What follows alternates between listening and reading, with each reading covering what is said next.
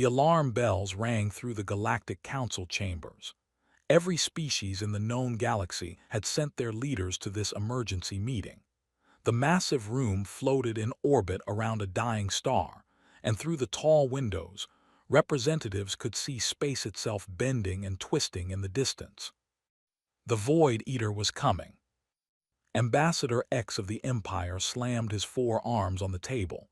His species had ruled 3 star systems for 10,000 years, but now his voice shook with fear. We have 14 days before it reaches the sector. After that, our entire civilization will be erased. Around the circular table, other aliens nodded with despair. Some had scales, others had fur, a few were beings of pure energy, but they all shared the same hopeless expression. The Void Eater had already consumed 3 entire galaxies, trillions upon trillions of lives gone, swallowed by something that shouldn't exist. "Our weapons do nothing," said High Commander, or the military leader of the United Alien Forces. "We've fired quantum missiles, antimatter bombs, even reality disruption cannons. The entity absorbs everything. It feeds on destruction." "Then we evacuate," someone suggested. To where? Or's laugh was bitter. "It moves faster than our fastest ships. It will follow us. It will consume us. This is the end." The room fell silent. Outside, stars died one by one as the Void Eater approached, visible now as a massive darkness that ate light itself. Then the communications panel beeped. Every head turned. The frequency was old, ancient by galactic standards. It was a human signal. "That's impossible," the communications officer whispered. "This frequency belongs to the Horizon, the human colony ship that disappeared 11 years ago." "Answer it," X ordered. The hologram flickered to life. A human male appeared, wearing a uniform that seemed to shift and change in the light. His eyes were different, brighter somehow, as if stars burned behind them. "This is Commander Park of the Horizon. We're requesting permission to dock." The council chamber erupted in confusion. Humans, the species that had barely invented faster-than-light travel 20 years ago, the ones who still needed sleep and whose bodies broke so easily. "Commander Park," X said slowly, "your ship was declared lost 11 years ago. We sent search parties. There was no trace of you." "We took a detour," replied, and something in his smile made the aliens uncomfortable. "But we're back now, and we're here to help." "Help?" Or laughed. "Human, we appreciate the sentiment, but your species cannot even survive in most atmospheric conditions without suits. What could you possibly do against the Void Eater?" "Let us dock. We'll explain everything." 3 hours later, the docking bay doors opened. The council members had gathered to see what remained of the human colony ship. They expected to find desperate survivors, maybe a few hundred humans in sleep, begging for rescue. Instead, 3,000 humans walked off the horizon in perfect formation. They moved like water, each step synchronized without any visible communication. Their eyes scanned the environment with inhuman precision. When one human turned their head, a dozen others adjusted their positions as if they shared a single mind. Park stepped forward. He looked the same as his hologram, but in person the difference was clear. He stood taller than before. His skin had a faint shimmer, like starlight on water. When he breathed, the air around him seemed to vibrate with energy. "Thank you for allowing us to dock," he said.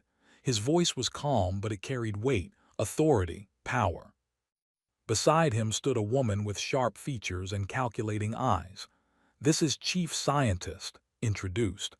"She'll brief you on our proposal." Stepped forward, carrying a device that projected images into the air. "We know about the Void Eater. We've been tracking its approach for the last 6 months. We also know that every weapon you've tried has failed." "Then you understand this is hopeless," X said. "No," smile was cold. "We understand that conventional methods won't work. That's why we're offering an unconventional solution. We'll face the Void Eater." The council chamber fell silent again. but this time it was the silence of disbelief. You or stared at the humans. Your species was barely worthy of first contact status when you left. You had chemical rockets and primitive computers.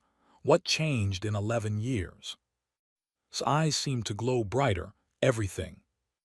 11 years isn't enough time to develop weapons capable of fighting a galaxy-devouring entity, another council member argued. You're right, said quietly. 11 years isn't enough time. She paused, letting the words hang in the air. But we didn't have 11 years. We had much, much longer. Explain, X demanded. Looked at his crew and something passed between them, an understanding that needed no words. When the horizon vanished, we didn't just get lost. We fell through a crack in space, a temporal anomaly that led to a pocket dimension where the laws of physics were different, where time moved differently. He pulled up his sleeve, showing skin that seemed to shift between solid matter and pure energy. For you, 11 years passed. For us on the horizon, 847 years went by. The council members gasped. 8 centuries, impossible. We survived, continued. But survival required evolution, required adaptation, required becoming something more than what we were. We rebuilt ourselves, generation after generation, until we could exist in that hostile dimension, until we could bend reality itself. And now you're back, X said slowly, understanding dawning in his eyes. Now we're back, agreed. With technology, your species won't develop for 10,000 years, with abilities that you don't have words for, with knowledge earned through centuries of fighting things that make the Void Eater look simple. He stepped closer to the council table, and the aliens instinctively moved back. Not from fear exactly, but from the sheer presence he radiated. Humanity will face the Void Eater. Give us 3 days to prepare. That's all we need.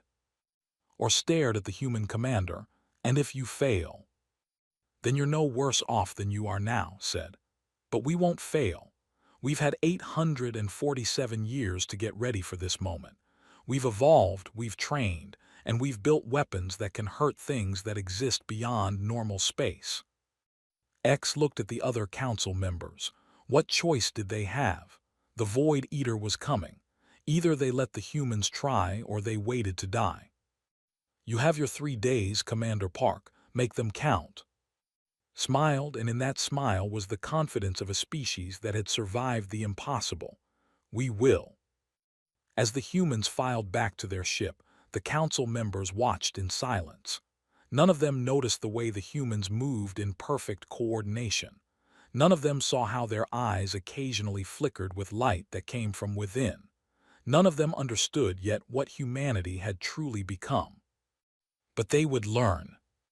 The Void Eater was coming, and for the first time in its billion-year existence, it was about to face prey that could fight back. The memory always started the same way the sound of metal tearing, the screams of 3,000 colonists as the horizon was pulled into something that shouldn't exist. One moment, they were traveling through normal space toward their new home. The next, reality cracked open like broken glass and they fell through. Remembered the pain, how every cell in his body felt like it was being pulled apart and put back together wrong. How his vision split into 17 different perspectives at once, seeing times and places that didn't exist yet or had never existed at all. When the horizon finally stopped moving, they found themselves in a place that made no sense. The dimension outside the ship's windows was wrong. Geometry didn't work properly. Straight lines curved back on themselves. Light moved in spirals. Time flowed in multiple directions at once. "Where are we?" someone had asked. Nobody had an answer. Engineer Sung was the first to understand their situation. He was a quiet man who rarely spoke, but when he did, people listened. He spent 3 days studying the sensor readings before calling a meeting. "We're trapped," he said simply. "This dimension is sealed. There's no exit that I can find. The laws of physics here are completely different from our universe. So we're stuck here forever, A colonist asked, voice breaking with fear. Didn't sugarcoat it.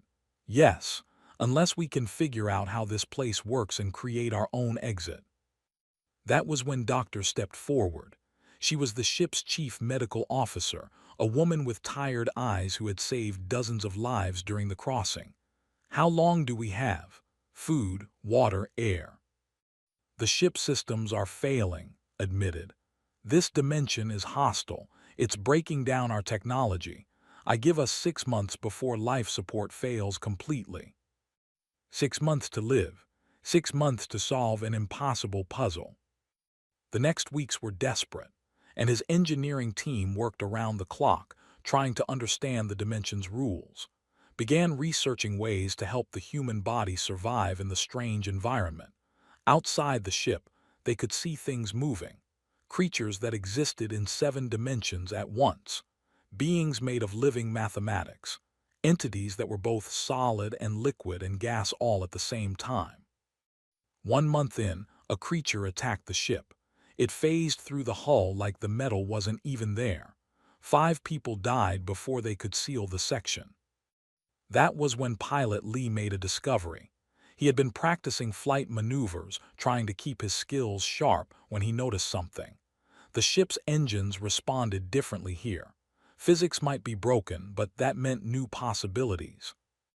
I can make the ship move in ways that shouldn't be possible, he told. I can dodge things before they attack. I can be in 2 places at once if I time it right. It was the first glimpse of hope. If the dimension's broken rules could be used, maybe they could survive. 3 months in made her breakthrough. She had been studying the colonists who had gotten sick from dimensional exposure. Their DNA was changing, mutating in response to the hostile environment. Most mutations were deadly, but some weren't.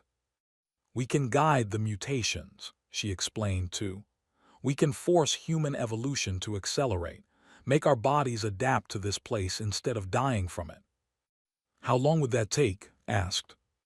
Naturally, millions of years, pulled up her research. But I can speed it up. Genetic modification, controlled exposure, selective breeding across generations. Give me 50 years and I can create humans who can survive here. 50 years, they had 3 months. Do it, ordered, whatever it takes. The first volunteers stepped forward that same day. 200 people willing to let experiment on their bodies, knowing they might not survive. The treatments were agony. Watched strong men and women scream as their DNA rewrote itself. Watched their bodies break down and rebuild over and over. 30 volunteers died, but 170 survived, and they were different. They could see in spectrums that didn't exist in normal space. Their reflexes were faster, their minds sharper. When hostile creatures attacked, these enhanced humans could fight back. As years turned into decades, the horizon became a fortress, and his engineers reverse-engineered the dimension itself, learning to manipulate spacetime, to fold reality, to build weapons from pure mathematics. The ship's hull was rebuilt with materials that existed in multiple dimensions at once. Trained generations of humans in combat, not with guns or missiles, but with dimensional manipulation, teaching them to move through space in ways that would be impossible in the normal universe, creating warriors who could punch holes in reality itself. His genetic program continued. Each generation was stronger, faster, smarter than the last. Children were born who could process information at speeds that made computers look slow. Teenagers developed quantum-entangled neural networks, allowing them to share thoughts across the entire ship. By year 100, the humans of the horizon had become something new. By year 200, they had mapped the entire pocket dimension. By year 400, they had defeated every hostile entity that called this place home. Aged slowly, thanks to his treatments, he watched his crew evolve, watched children grow up who had never seen normal space. He felt his own mind expanding, connecting to the collective consciousness that linked all 3,000 humans together. They built technology that seemed like magic, reality anchors that could stabilize the fabric of existence, weapons that fired concentrated spacetime, shields that existed in 17 dimensions simultaneously. "We're ready," told him in year 823. "I've found the exit. I can tear open a doorway back to our universe." Looked at what humanity had become. They were no longer the colonists who had fallen through that crack. They were warriors, scientists, living weapons designed by 8 centuries of desperate survival. "Before we go back," said, "we need to test our abilities, make sure we can survive in normal space again." They spent the next 24 years preparing, running simulations, training in environments that mimicked normal physics, making sure their enhanced bodies wouldn't fall apart when they returned to a universe where the rules made sense. Finally, the day came. Opened the doorway, and the horizon crossed back into normal space. Stood on the bridge, looking at stars that followed predictable patterns, light that traveled in straight lines, time that flowed in only one direction. "It feels wrong," said beside him. She had been born in the pocket dimension, had never known normal space. To her, this ordered universe felt broken. "You'll adapt," assured her. "We all will." They picked up galactic news broadcasts, learning that only 11 years had passed, learning about the Void Eater and its approach. "What do we do?" asked. Thought about the 847 years they had survived. Thought about the children who had grown up fighting impossible creatures. Thought about the technology they had built from nothing. Thought about the collective consciousness that bound 3,000 humans into a single fighting force. "We help," he said simply. "That's what humans do. We survive, we evolve, and we protect others." That was how the Horizon became humanity's first warship. That was how 3,000 colonists became the most dangerous fighting force in the galaxy. When they docked with the Galactic Council chambers, looked at the aliens and saw primitive species who had never been forced to evolve, never been pushed to their absolute limits, he didn't feel superior. He felt grateful. Grateful that humanity had been given 847 years to prepare for what was coming. Because the Void Eater was approaching, and now it would face prey that had evolved specifically to fight the impossible. The humans of the Horizon had survived hell itself. One galaxy-eating entity didn't scare them at all. The edge of the galaxy looked like the end of everything. Space itself was dying, being consumed by something that shouldn't exist in any reality. The Void Eater wasn't like anything the universe had rules for. It appeared as absolute darkness that ate light, as silence that consumed sound, as emptiness that devoured matter and energy and thought itself. Where it moved, stars simply stopped existing. Planets disappeared mid-orbit. Entire civilizations were erased so completely that not even memories remained. Every species in the galaxy watched as the Horizon approached it alone. "They're insane," or muttered in the command center. Thousands of alien warships hung back at a safe distance, their weapons ready but useless. They had tried fighting. It had accomplished nothing. Ambassador X watched the human ship on the main screen. It looked different than 3 days ago. The hull seemed to shimmer and shift, existing in multiple states at once. Weapons had appeared along its surface, but they didn't look like any technology he recognized.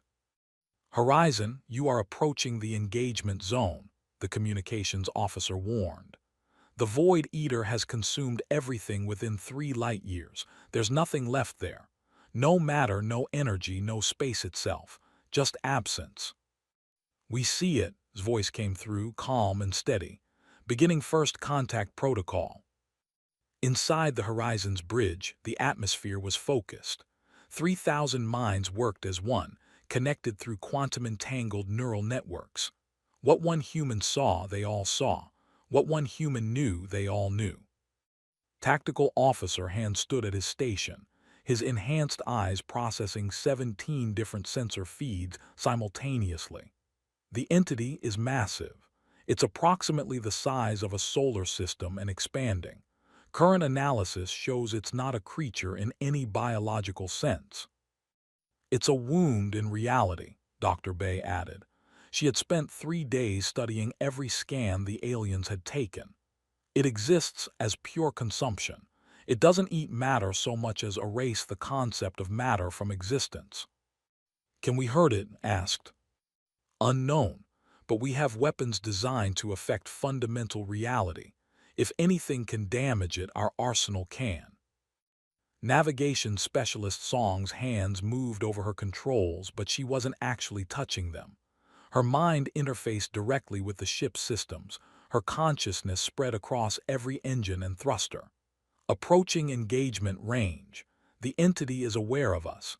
It's changing its movement pattern. Everyone felt it through the neural network. The Void Eater, which had been consuming space in a steady, predictable pattern, suddenly shifted. It turned toward the horizon like a predator spotting prey. It's fast, reported. Faster than the aliens reported. It's accelerating toward us at speeds that shouldn't be possible. Evasive maneuvers, ordered. What happened next made the watching aliens gasp in disbelief. The horizon moved like water, like thought, like something that existed outside normal physics. It dodged left and right in the same instant. It was in 3 places simultaneously, each position existing as quantum probability until the last possible second. Piloted the ship using techniques learned from 800 years in a broken dimension, making the vessel do things that violated every law of conventional space travel. The Void Eater reached for the horizon, reality itself tearing apart in its wake, but it couldn't catch them. Every time the darkness got close, the human ship was already somewhere else. It's learning, warned. Adapting to our movement patterns, we need to engage now before it figures us out. Deploy the reality anchors, commanded. Dr. Bay's team had spent 3 days building the weapons. They were based on technology from the pocket dimension, devices that could stabilize the fundamental fabric of existence itself.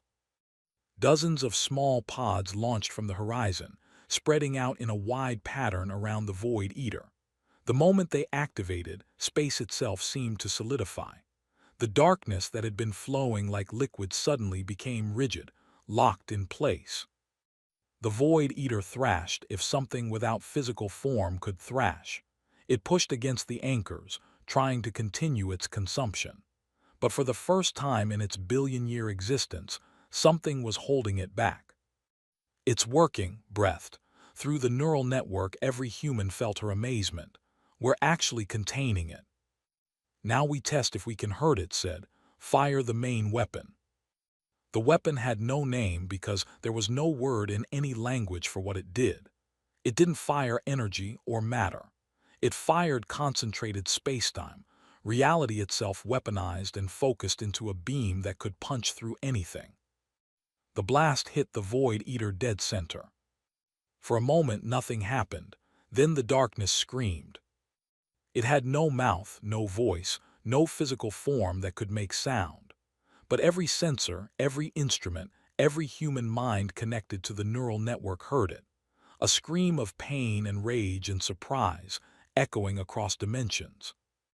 The Void Eater recoiled, pulling back from the reality anchors. Where the beam had struck it, there was something new. Not light exactly, but an absence of absence. A wound in the wound. On the alien command ships, stunned silence gave way to chaos. They heard it, someone whispered. Impossible, another voice argued. Nothing can hurt the Void Eater. It's been destroying galaxies for. Look at the readings, they damaged it. Ambassador X stared at the screens, his 4 hands trembling. In all the battles across all the civilizations the Void Eater had consumed, nothing had ever wounded it. The entity was considered unstoppable, inevitable, the end of all things. Until now. Inside the horizon, felt the collective consciousness processing the results. Assessment. We heard it, but not enough, reported. The damage is already healing. The entity is regenerating, pulling itself back together. And it's changed behavior, added, alarm in her mental voice. It's no longer consuming space randomly. It's focused entirely on us now. Felt it too. The Void Eater's attention, if something without mind could have attention, was locked on the horizon. They had done the impossible. They had proven they were a threat. And now it was hunting them specifically. "It's learning from us," said quietly. "Every move we make, every weapon we fire, it's studying us, adapting. The next time we try the same attack, it might not work. Then we don't give it a next time," decided. "We keep changing tactics, keep evolving faster than it can adapt. Get us out of here. We need to regroup." The horizon vanished in a blur of impossible movement, leaving the Void Eater behind. But they all knew the truth. They had proven humanity could fight this thing, but fighting and winning were very different. Through the neural network addressed his crew, all 3,000 minds listening as one. "We heard it. That's more than any other species has accomplished. But it's learning, and so are we. We're going to study the data from this engagement. We're going to figure out its weaknesses, and we're going to find a way to kill it." "And if we can't?" someone asked through the network. Thought about 847 years of survival. Thought about facing impossible creatures in a broken dimension.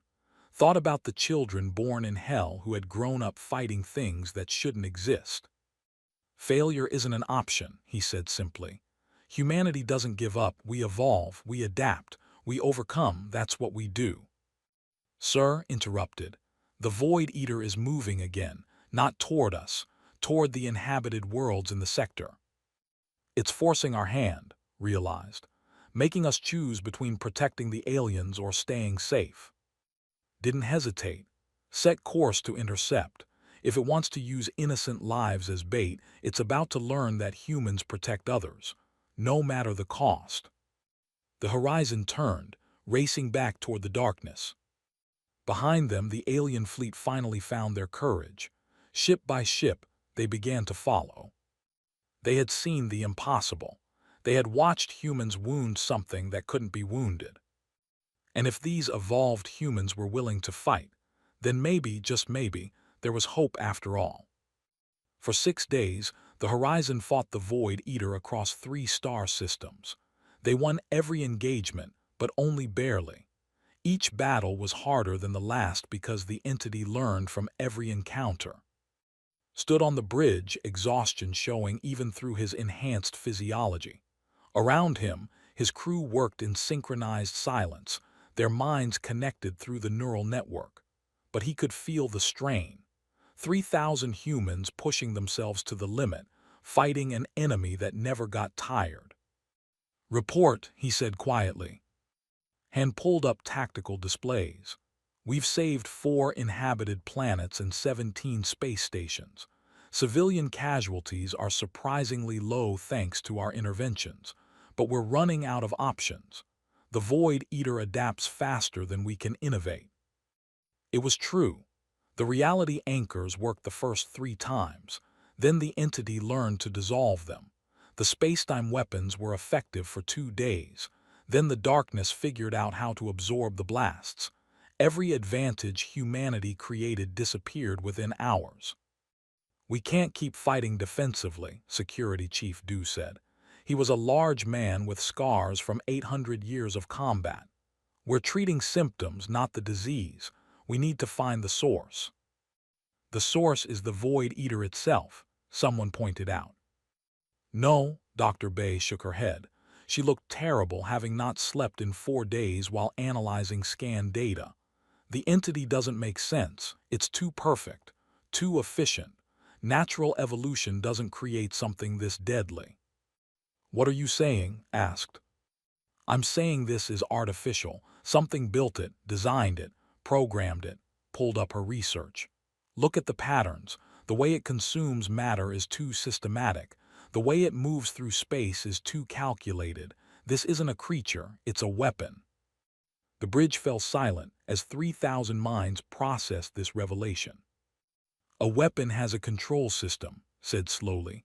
"Something that tells it what to target, how to operate. And if it's a weapon," continued, "it can be turned off." The control system would be inside it, realized, protected by the entity itself, unreachable. Looked at his crew, feeling their fear and determination through the neural network. 847 years they had survived the impossible together. This was just one more impossible challenge. Then we go inside, he said simply. The plan was insane. Even by human standards, it was insane. But insanity was something the Horizon's crew understood better than most. They would use their dimension-diving technology to phase through the Void Eater's outer layers. The same technology that had helped them survive in the pocket dimension, adapted for this specific purpose. They would go where no physical matter should exist and find the core. It will be hostile, warned. The environment inside will make the pocket dimension look friendly. Then it's good we spent 8 centuries learning to survive hostile environments, replied. 12 hours later they were ready. The Horizon approached the Void Eater one final time, but this time they weren't attacking from outside. Engaging phase shift, Song announced. Her enhanced mind calculated 17 different quantum states simultaneously, finding the exact frequency needed to pass through the darkness without being consumed by it.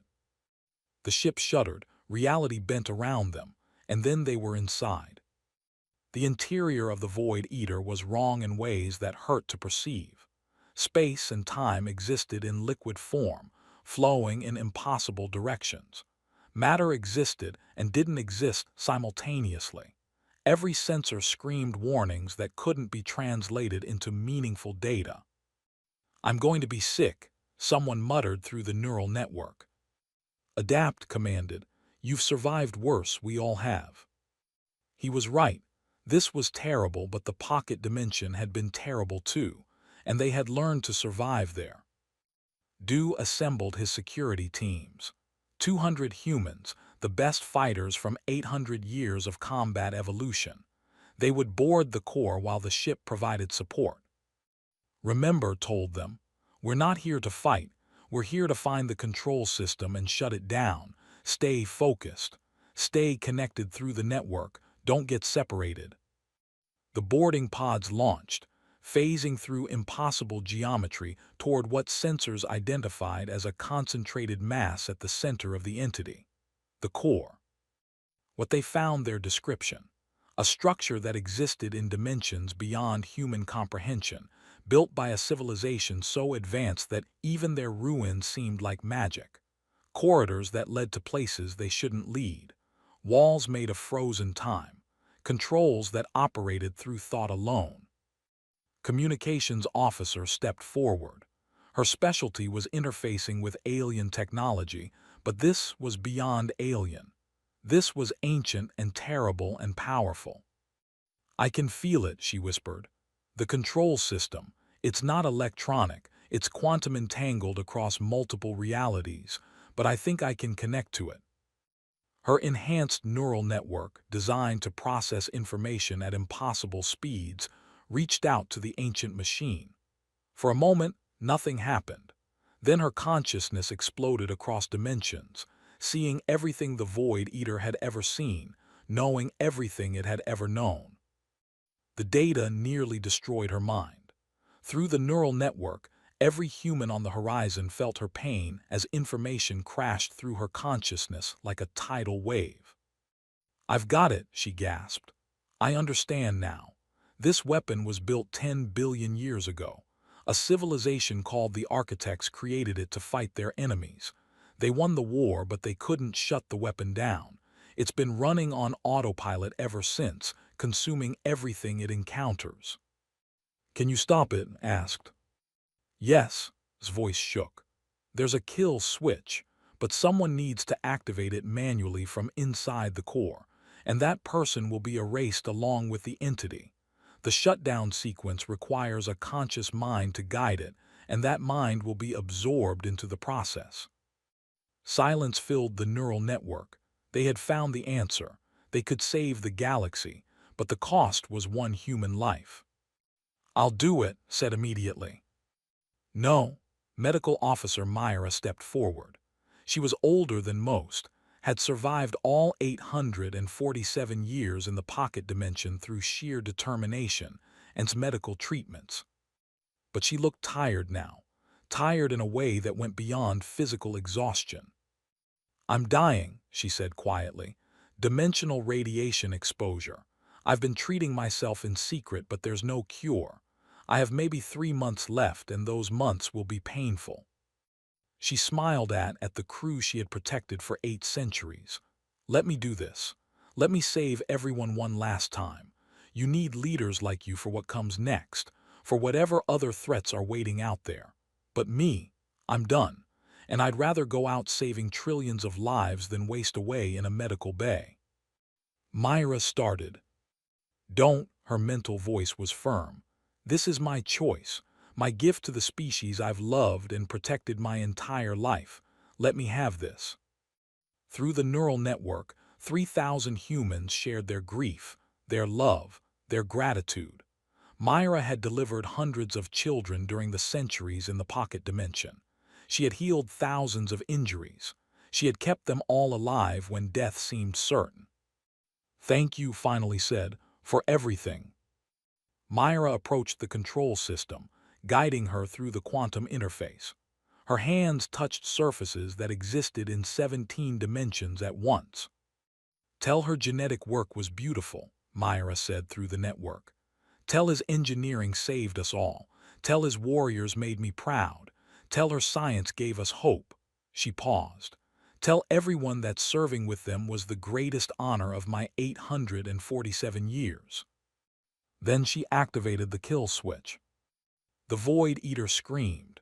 Not the scream of pain from before, but the sound of something fundamental coming undone.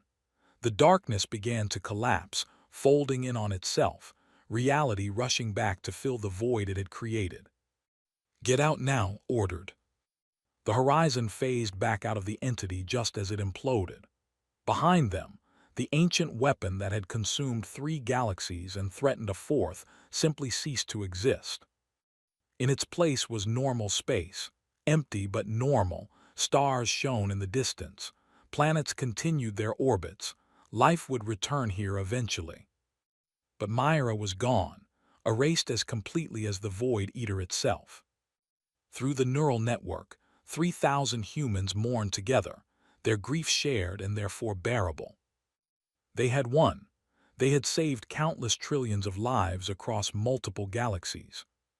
But victory had a cost, and humanity never forgot the price of survival. 6 months after the Void Eater's destruction, the Galactic Council chambers looked very different. The building had been rebuilt in orbit around a living star instead of a dying one. The alien representatives who gathered there carried hope instead of despair. But they also carried something new, respect, and perhaps a touch of fear. Commander Park stood before the council, no longer requesting permission, but being invited as an equal. Around him, representatives from 200 species waited to hear what humanity wanted. "First," began, "let me thank you for honoring Medical Officer Myra's sacrifice. The memorial you've built means everything to my crew." Ambassador X nodded. "It was the least we could do. She saved us all. Her name will be remembered for 10,000 years across every world in this galaxy." "She would have liked that," said quietly. Through the neural network, he felt his crew's agreement. Myra had always cared about being remembered, about making sure her 847 years of service mattered. "Now," or spoke up, "let us discuss the future. Your species has proven itself the most capable fighting force in known space. Many civilizations wish to hire humanity as protectors. Others want to study your technology. Some fear you will use your power to conquer." "We're not conquerors," said firmly, "and we're not mercenaries either." "Then what are you?" X asked. Looked at the assembled aliens. Species who had existed for thousands of years, building civilizations while humanity was still learning to make fire. Advanced in so many ways, yet unable to fight the threats that existed beyond normal space. "We're survivors," he said. We spent 847 years learning to survive impossible situations. We evolved to face threats that shouldn't exist. And now we know the truth. The Void Eater wasn't the only danger out there. It was just the first one you couldn't handle. He pulled up a hologram. Data that Myra had transmitted in her final moments. Information pulled from the Void Eater's control system before she died.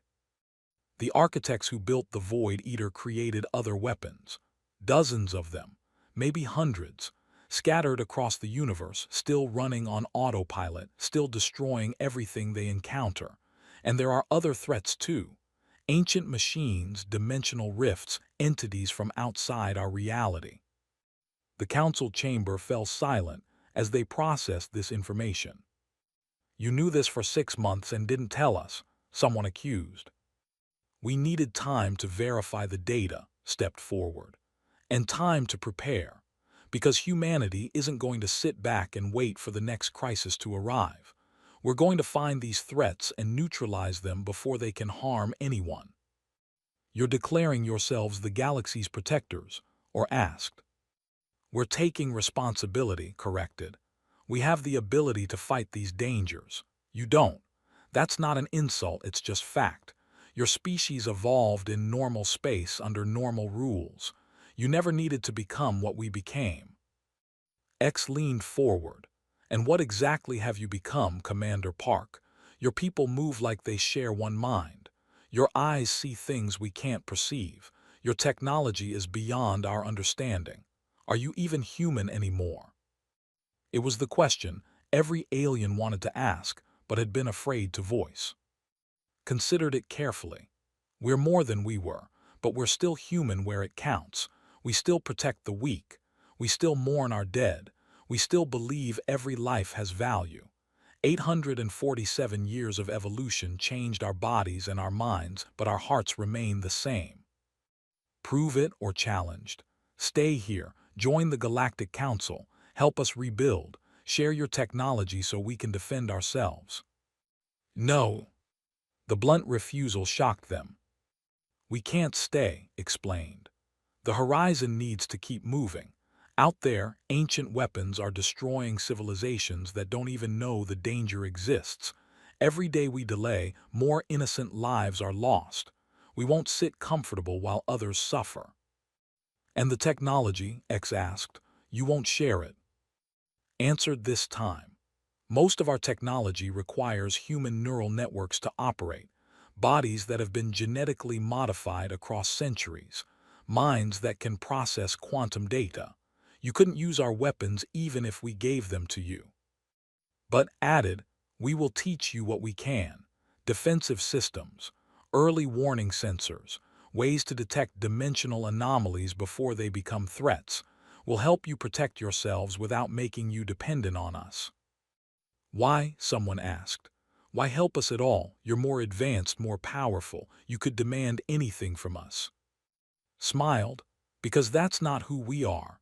Humanity doesn't rule others. We protect them. We help them. That's what we did in the pocket dimension for 8 centuries. We survived together, protected each other, lifted each other up. We're not going to change that now." Over the next weeks, the Horizon prepared for departure.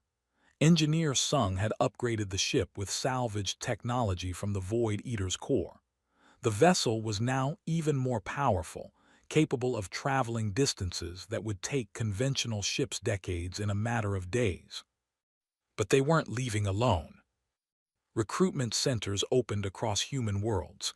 Young people lined up by the thousands, wanting to join the Horizon's mission. They knew the danger. They knew the commitment. But they also knew that humanity had a purpose now, a calling that went beyond simple survival.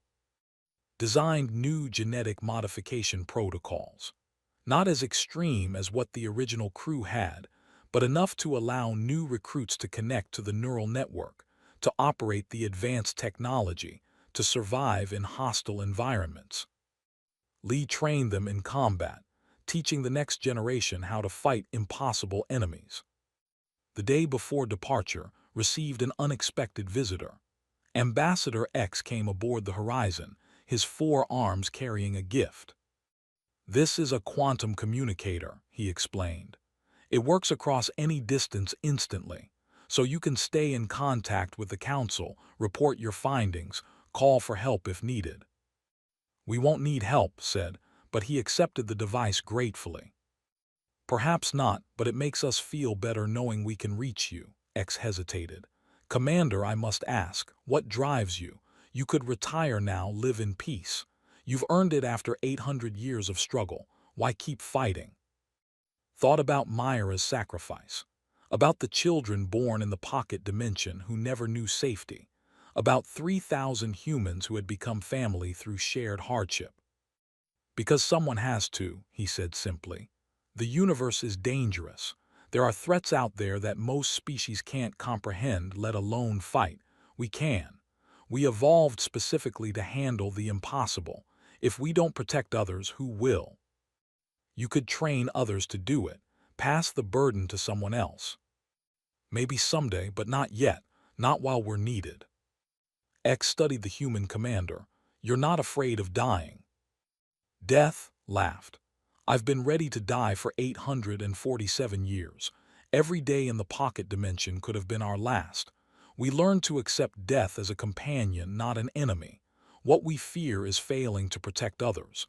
That's worse than any death. The ambassador nodded slowly. I think I understand why the universe needed humanity to evolve. Not because you're the strongest but because you care. You've been given terrible power and you choose to use it for others. That night in the ship's memorial hall stood before a hologram of Myra. Around him, 3,000 humans gathered in silence, their minds connected through the neural network. She left us a final message, he told them, recorded in the quantum data stream before the end. Myra's hologram smiled. If you're seeing this, it means we won. The Void Eater is gone, and trillions of lives are safe. I'm honored to have been part of that victory. But I have one last request. I pulled data from the weapons control system before I activated the shutdown. Coordinates. Locations of other architect weapons scattered across the universe. Some are dormant. Others are active, destroying civilizations as we speak. Find them, stop them, save everyone you can. That's what we do. That's what humanity has always done, even before we evolved. We survive, we adapt, and we protect others. I won't be there with you, but I'll always be part of the neural network, part of the collective consciousness we built together. Every time you save a life, that's me saving it too. Every time you stop a threat, that's my sacrifice meaning something. Don't mourn me, celebrate what we accomplished, and then get back to work. The universe needs you. The hologram faded. Through the neural network, 3,000 humans shared their grief, their determination, their love for the woman who had given everything so they could continue fighting. The next morning, the Horizon departed. It left Galactic Council space, heading toward the first coordinates Myra had provided. An active architect weapon destroying an isolated cluster of inhabited worlds on the far edge of known space. As they jumped to hyperspace, stood on the bridge, surrounded by his crew. New recruits mixed with veterans, all connected through the neural network, all part of humanity's new purpose. Sir, reported, I'm reading the target system. 17 inhabited planets, combined population of 40 billion. The weapon will reach them in 3 weeks. Then we have 3 weeks to stop it, said. All hands prepare for combat. This is what we were born for, what we evolved for. We are humanity's sentinel protocol. We stand watch over the galaxy. We face the threats others can't. Through the neural network, 3,000 voices responded as one. We are the Horizon. We evolved in hell. We survived the impossible, and we will never stop protecting those who need us. Course laid in, reported. Estimated arrival 17 days. Make it 15, ordered. Those 40 billion people don't know they're about to die, but they're going to live because that's what humans do. We save people. The ship accelerated, racing toward the next battle. Behind them, the Galactic Council watched on their quantum screens, watching humanity take its first steps as the galaxy's protectors. Some felt relief. Others felt concern about this new power that had emerged. But they all agreed on one thing. The universe had changed. Humanity had evolved. And nothing would ever be the same again.